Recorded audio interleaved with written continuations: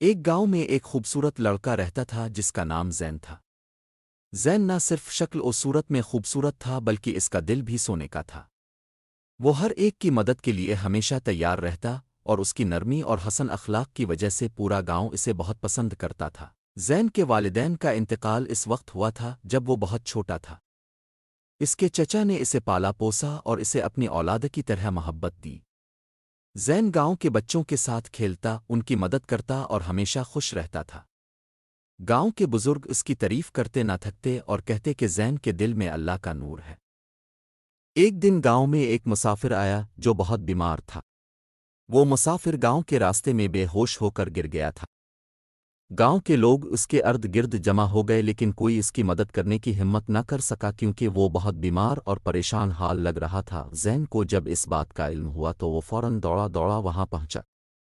اس نے مسافر کو اٹھایا اور اپنے چچا کے گھر لے آیا۔ زین نے اس کی خدمت کی، اس کے زخموں پر مرہم رکھا اور اسے کھانا کھلایا۔ چند دنوں بعد وہ مسافر صحت یاب ہو گیا اور اس نے زین اور اس کے چچا کا شکریہ ادا کیا۔ مسافر نے کہا، بیٹا تمہاری خوبصورتی صرف تمہارے چہرے میں نہیں بلکہ تمہارے دل میں ہے۔ تم نے جس محبت اور خلوص سے میری مدد کی ہے میں اسے کبھی نہیں بھولوں گا۔ زین نے مسکرا کر کہا، چچا جان نے مجھے سکھایا ہے کہ ہر ایک کی مدد کرنا ہمارا فرض ہے۔ اگر ہم کسی کی مدد کر سکتے ہیں تو ہمیں ضرور کرنا چاہیے۔ مسافر نے زین کو دعا دی اور گاؤں والوں کے سامنے اس کی تعریف کی۔ گاؤں کے لوگ جو پہلے ہی زین سے محبت کرتے تھے اب اس کی اور بھی زیادہ قدر کرنے لگے۔ زین کی یہ نیکی اور خوبصورتی دلوں کو فتح کر چکی تھی۔ وقت گزرتا گیا اور زین ایک خوبصورت جوان بن گیا۔ اب وہ نہ صرف اپنے گاؤں میں بلکہ آس پاس کے گاؤں میں بھی اپنی نیکیوں اور خوبصورتی کی وجہ سے مشہور ہو گیا تھا۔ لوگ اس سے دعائیں لینے آتے اور اس سے مشورہ کرتے۔